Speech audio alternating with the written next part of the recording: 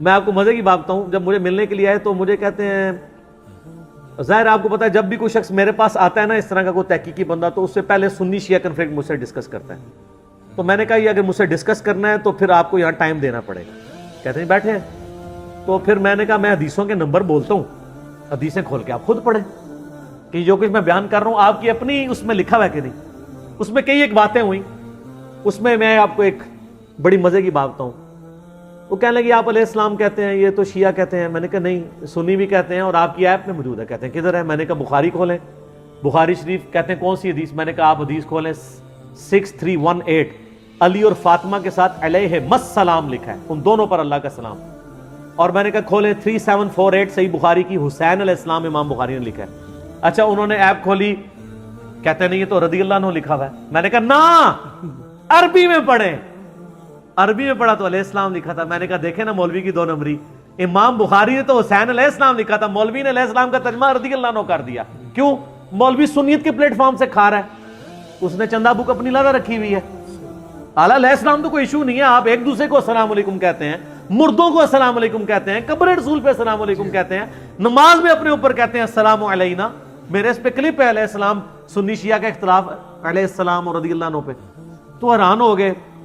پھر امیر شام پہ ڈسکشن شروع ہوئی. میں نے کہا کھولے صحیح مسلم 4776, یہ تمہارے چچا کا لڑکا معاویہ کہتا ہے کہ ہم حرام طریقے سے لوگوں کا مال کھائیں اور لوگوں کو ناحق قتل کریں, اور اللہ تو منع کرتا ہے.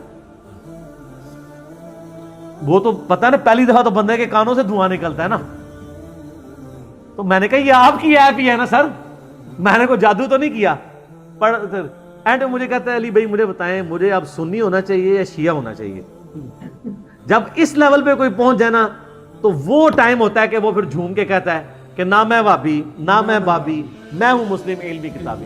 میں نے کہا آپ سنی شیعہ نہ ہو, آپ مسلم رہیں, اور جو بات شیعہ کی ٹھیک ہے آپ وہ ایکسیپٹ کریں, جو سنیوں کی ٹھیک ہے آپ وہ ایکسیپٹ کریں. تو پھر بار بار یعنی ایک بڑی وہاں پہ ڈسکشن رہی. وہ ملاقات تو ہماری رینج تھی 1.5-2 گھنٹے کی, وہ 4-5 گھنٹوں پہ چلی گئی. بل میرے پاس بھی ٹائم تھا تو گپ شپ کرتے رہے. الٹیمیٹلی پھر وہ یعنی ایشو ریزالو ہو گیا. تو اسلام 360 سے مجھے یاد آیا, اسلام 360 پہ جب کبھی کوئی اس طرح کا ایشو آتا ہے, آپ کو پتا ہے پچھلے دنوں وہ ایک بریلوی عالم نے وہ لیکن ڈائریکٹ نہیں پڑھنا, تو وہ اس مولانا کے بارے میں میرا کلپ آیا ماشاءاللہ, وہ کتنا وائرل ہوا ہے. میں نے اس میں بتایا کہ کتنے بڑے دشمن ہیں, یہ نہیں چاہتے. بلکہ مجھے زید بھائی نے خود فون پہ بتایا ہے کہ پاکستان لیول کے ایک مفتی کے بارے میں, میں مکتبہ فکر بھی نہیں بتاتا ورنہ آپ پہنچ جائیں گے کس مفتی کی میں بات کر رہا ہوں, کیونکہ وہ بہت بڑا مفتی ہے. تو وہ کہنے لگے کہ اس کے پاس جب میں گیا تو میں تو ایکسپیکٹ کر رہا تھا وہ بڑی تعریف کرے گا کہ آپ نے بڑا اچھا کام کیا. تو اس نے مجھے پہلا جملہ بولا کہ جو کچھ آپ نے کیا ہے نا ہم تو اسے سمجھتے حرام ہے کہ قرآن و حدیث آپ عوام کے ہاتھ میں دے دیں. اب اس بیچارے نے کیا بات کرنی ہے, پھر ٹی وی ٹاک شوز میں ہی جا کے اس نے اسلام 360 کا تعارف کروانا ہے نا. جی ٹھیک ہے نا. تو جب علماء کے چھپے ہوئے چہرے ہیں, مجھے بتائیں دنیا میں کون سا ریلیجن کا ماننے والا ہے جو اپنے ریلیجن کی کتابوں کو سافٹ ویئر میں لا کر ان کی عوام تک پہنچانے کو حرام سمجھتا ہو, سوائے مسلمانوں کے. اس لیے کہ ان کے عقیدے کتابوں کے مطابق نہیں, کیونکہ کتابوں کا دین اور ہے اور بابوں کا اور, وہ بابوں کے دین کو لے کے چل رہے ہیں. کتابیں تو بالکل 180 ڈگری باتیں کر رہی ہیں, تو اس کا طریقہ. اور میں اکثر کہتا ہوں کہ اگر آپ کو یہودی عیسائی آ کے کہنا قرآن ڈائریکٹ نہیں پڑھنا آپ گمراہ ہو جاؤ گے, آپ کہیں گے وہ دشمن قرآن. لیکن یہی بات اگر مولوی کر دے تو آپ کہتے ہیں مفتی صاحب نے فرمایا ڈائریکٹ نہیں پڑھنا چاہیے. اوے مفتی جڑے جے تواڈے یہودوں نصارا تو ود گئے ہوئے جے اس طرح دے. میں نہیں آپ سے کہتا کہ آپ ان کے خطرے چیک کریں کہ یہ ہندوؤں کے طرف سے چھوڑے ہوئے ایجنٹ ہیں یا مسلمان ہیں. خطرے نہیں بالکل چیک کرنے, اس نے ظاہر رکھنا ہے کہ مسلمان ہی ہوں گے. خطرے اس وقت چیک ہوں گے جب ایجنسیوں کے ہاتھوں یہ پکڑے جائیں گے, تو خطرے نکلتے بھی نہیں ہیں. یہ مجھے کہتا ہے خطروں کی مثال دیتا ہے, ولگر بات کرتا ہے, یہ تو ہم بھگت رہے ہیں. تو خطرے کی بات کرنا کوئی ولگر بات نہیں ہے, یہ تو اسلام کی بنیاد ہے. بخاری مسلم دونوں میں حدیث ہے کہ 5 چیزیں فطرت میں ہیں, داڑھی بڑھانا, مونچھیں پس کرنا, ناخن کاٹنا, زیر ناف بال کاٹنا اور ختنے کروانا. یہ ہم اس لیے بات کرتے ہیں کہ ہم بھگت رہے ہیں.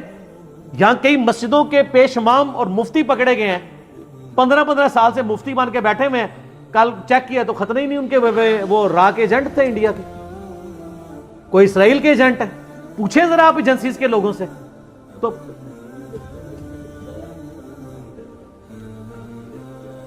ہاں تو دیکھیں تو سر پھر میں یہی تو بات کر رہا ہوں، جب میں یہ کہتا ہوں کہ جناب یہ ان کے ختنے چیک کریں، کہتے ہیں یہ توہین کر رہے ہیں۔